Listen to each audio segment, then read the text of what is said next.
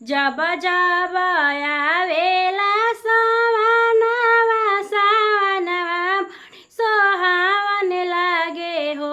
ए शिष्या चल शिव गुरु के नगरिया बड़ा निक लागेला हो।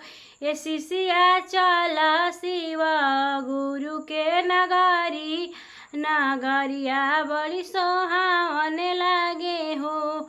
जब जब आवेला सवनवा सवनवा बड़ी सोहावन लागे हो। ए शिष्या चल शिव गुरु के नगरिया उहाँ बड़ा निमन लागे हो।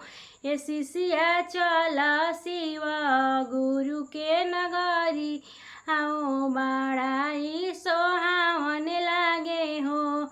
हाथवा में लेला तू जलवाई करल सोमारिनु हो। ए शिष्या चल शिव गुरु के नगरिया बड़ा ही सोहावन लागे हो।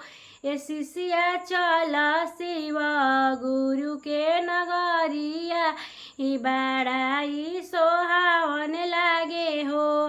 हाथवा में लेला बेलपातवा धतूरा चढ़ावल जाई हो। ए शिष्या चल शिव गुरु के नगरिया बड़ा ही सोहावन लागे हो। ए शिष्या चल देव घरवा नगरी देवघर में बाटे एक शिवा के मंदिर सोहावन लागे हो। ए शिष्या चल शिव गुरु के नगरिया बड़ी सोहावन लागे हो।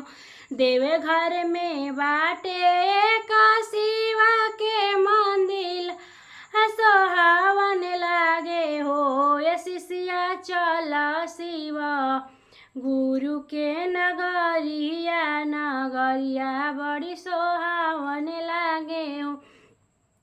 भर सावनवाई जाले कंवरी जल ढारेनु हो।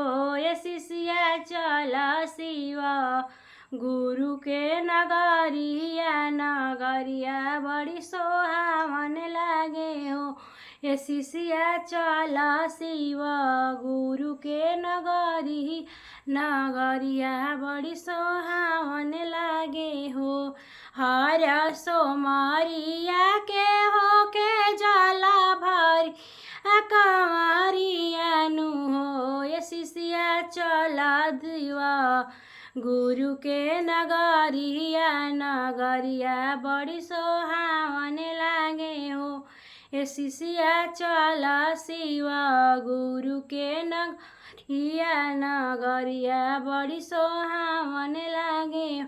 जब जब आवेला सवनवा सवनवा बड़ी सोहावन होला हो। ए शिष्या चल शिव गुरु के नगरिया बड़ी सोहावन लागे हो।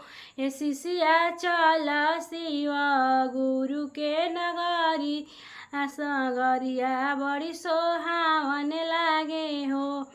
पावन हरुए सोमरिया सोहावन हटे हो। ए शिष्या चल देव घरवा नगरिया बड़ी सोहावन लागे हो।